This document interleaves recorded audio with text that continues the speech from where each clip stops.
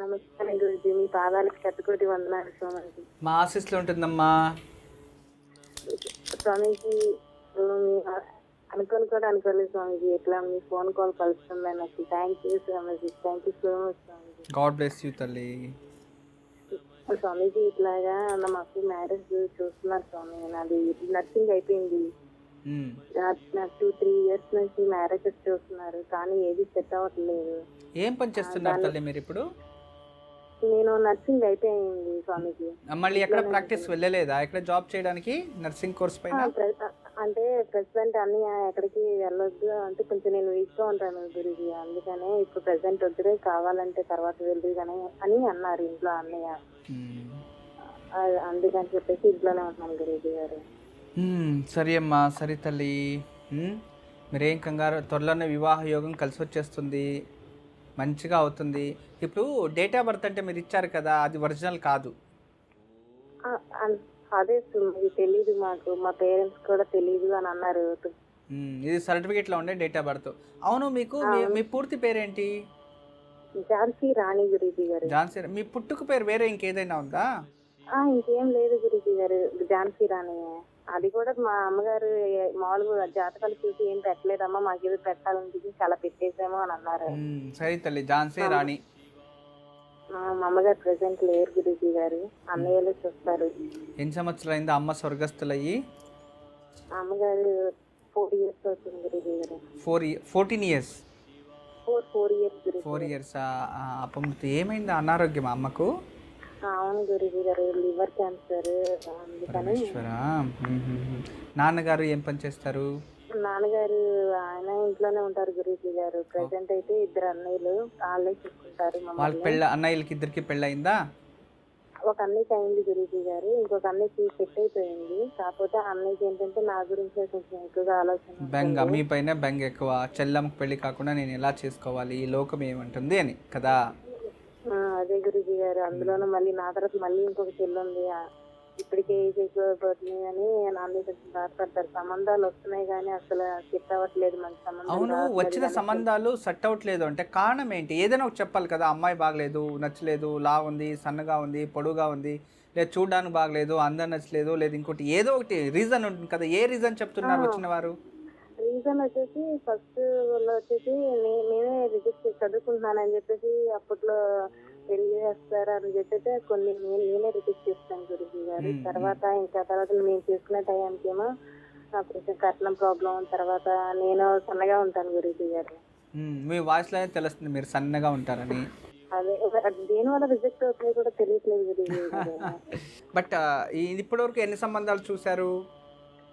ఇప్పటికి ఒక 8-9 అట్లా చూసుంటారు. 8 నుంచి 9 సంబంధాలు చూసారు. చూసారు గురుజీ గారు. నేను కొన్ని పరిహారాలు చెప్తాను, చేయండి.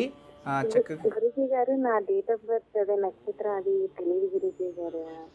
ఇప్పుడు ఎందుకంటే నీ డేట్ ఆఫ్ బర్త్ నక్షత్రము, మీరు ఇప్పుడు ఏం చేయాలంటే ఉత్తరాషాఢ నక్షత్రం, మకర రాశి. నమస్తే అండి గురుగారు, మీ పాదాలు వందనాలండి. సంవత్సరం నుంచి ఎదురు చూస్తున్నా అండి మీ కాలు కోసం. మంచి తల్లి, మా ఆశీస్సులమ్మా. చాలా రోజుల నుంచి చూస్తా ఉన్నాం, ఇన్ని రోజులు కలిసి మీ ఫోన్. చెప్పండి తల్లి. అదే మా అబ్బాయి పెళ్లి గురించి అండి.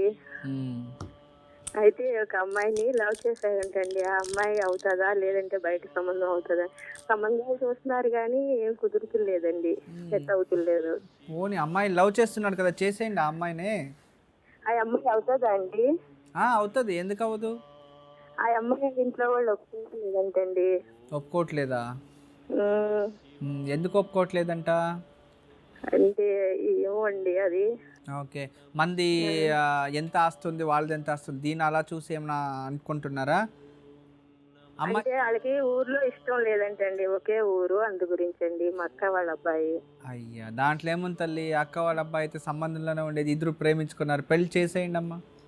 అవుతుందండి. అబ్బాయి లైఫ్ ఎలా ఉంటది అనండి. 9 లోపల ఒక నంబర్ చెప్పండి. 9 లోపు ఒక నెంబర్ అండి. 5 అండి. 49 లోపల ఒక సంఖ్య చెప్పండి. 35 అండి. 35. 5 7 35. 7 స్థానం. శుభం తల్లి. 7 అంటేనే సప్తమ స్థానం, పెళ్ళి అయిపోతుంది తల్లి. ఎవరు అవుతారండి? బయట సంబంధమా? కాదు తల్లి, ఆ అమ్మాయే అవుతుంది తల్లి. బాగుంటదండి ఆ అమ్మాయి పెళ్లి అయితే? బాగుంటుంది తల్లి, బాగుంటుంది తల్లి. అదే అండి, అబ్బాయి అనురాధ నక్షత్రం అండి. అబ్బాయిది మహానక్షత్రం తల్లి. జాతకం చూసే అవసరం లేదు, నేను అంకితాలు చెప్పలేదు టీవీలో. అనురాధ నక్షత్రం ఉన్నవారు ఏ నక్షత్రంలోనైనా పెళ్లి చేసుకోవచ్చని 4 ఉండేది. ఏది మహానక్షత్రాలు 4 నక్షత్రాలు చెప్పారు. మీది రోజు చూస్తామండి ప్రోగ్రామ్ మీది. మృగశిర నక్షత్రంలో పుట్టినవారు, మకా నక్షత్రంలో పుట్టినవారు, స్వాతి నక్షత్రంలో పుట్టినవారు మరియు అనురాధ నక్షత్రంలో, ఈ 4 మహానక్షత్రాలు. కాబట్టి ఈ నక్షత్రంలో జన్మించిన స్త్రీ పురుషులు ఎవరైనా సరే జాతకం చూసే అవసరం లేదు. ఏ నక్షత్రం ఎవరినైనా పెళ్లి చేసుకోవచ్చు. అదేంటి అప్పుడే 2 సంవత్సరాల నుంచి అండి ఎలా వెనక్కి వెళ్ళిపోతుంది కానీ అసలు అవుతుంది. వాళ్ళకి ఇష్టం లేదు కాబట్టి. ఇప్పుడు అమ్మాయి ఏం చెప్తుంది? అమ్మాయికి ఇష్టమేండి, అమ్మాయి తల్లిదండ్రులకి ఇష్టం లేదండి. ఇప్పుడు మనకి ధర్మం లేదు, ధర్మ భేదభావం లేదు, జాతి భేదభావం లేదు, కులం భేదభావం లేదు. ఇక పైన మేనరికం వేరు. అవును కదా. దీంట్లో ఇంకేముంది తల్లి? అందరూ శుభ్రంగా వచ్చి ఆశీర్వాదం చేస్తారు. కానీ అమ్మాయి ఏం చదువుకోంది? అమ్మాయి డిగ్రీ అయిపోయిందండి, జాబ్ చేస్తుంది ఇప్పుడు. అబ్బాయి డిగ్రీ అండి, జాబ్ చేస్తున్నాడు. ఇద్దరిది ఎడ్యుకేషన్ ఒకే కేటగిరీనే, ఇంకేం ఇద్దరిలో తక్కువ, ఇద్దరు ఈక్వాలిటీ కూడా ఉన్నారు. సరే అబ్బాయి నేను కొన్ని పరిహారాలు చెప్తాను, చేయండి, మీ ఇంటికి మంచి కోడలు వస్తుంది. ఎన్నో కోడలు ఆమె? ఇప్పుడు రెండో ఆమె, ఫస్ట్ సంతానం. అబ్బాయి ఫస్ట్ అండి, జ్యేష్ఠపుత్రుడు. ఆ అమ్మాయి ఏమోనండి ముగ్గురండి అక్క చెల్లెళ్ళు, ఈ అమ్మాయి లాస్ట్ కనిష్ట పుత్రి. అవునండి. అవుతుంది తల్లి.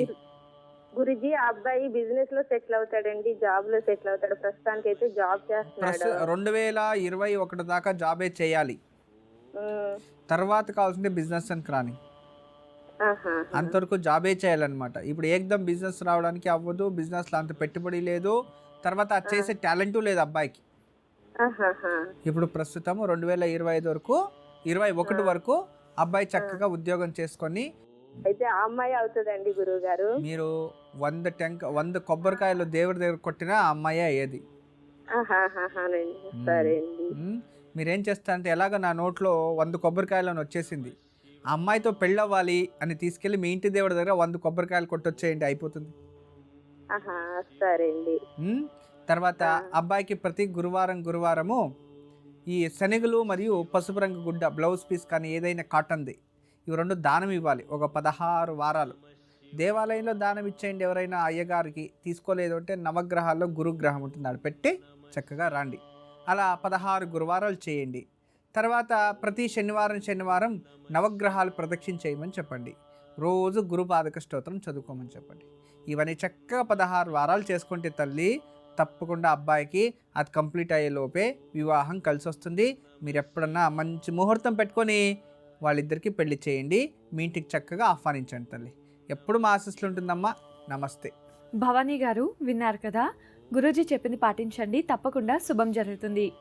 గురూజీ మరి ఈనాటి యోగక్షేమం? ఈరోజు యోగక్షేమం, ఈరోజు విశేషంగా మహావిష్ణుని పూజించాలి. మహావిష్ణువుకి ఈరోజు తులసిమాల వేయాలి. లక్ష్మికి తులసి వేయకూడదు, జాగ్రత్తగా గుర్తుంచుకోండి. ఎందుకంటే లక్ష్మి విష్ణుప్రియ, విష్ణు తులసి ప్రియ. తులసి రాక్షసి అంతకుముందు. తులసికి లక్ష్మికి వాళ్ళిద్దరూ కూడా ఫైట్, ఒకరొకరు చూస్తే అర్థమైంది కదా. జాగ్రత్తగా లక్ష్మీ పూజలో తులసి వాడితే లక్ష్మీ పూజ భంగమైనట్టు అని చెప్తుంది. లక్ష్మిని పూజలో తులసి నిషిద్ధం, జాగ్రత్తగా గుర్తుపెట్టుకోండి. విష్ణువుకి మాత్రం ఈరోజు మహావిష్ణువుకి తులసిమాల వేయాలి, నేతి దీపం వెలిగించాలి, అరటిపండు తేనె నైవేద్యం పెట్టాలి, మరియు పెసరపప్పుతో చేసిన పచ్చి పెసరపప్పును నానబెట్టి నైవేద్యం పెట్టాలి. ఇలా చేసి విష్ణువుకు సంబంధించిన వెంకటేశ్వర వజ్ర కవచాన్ని పఠించాలి.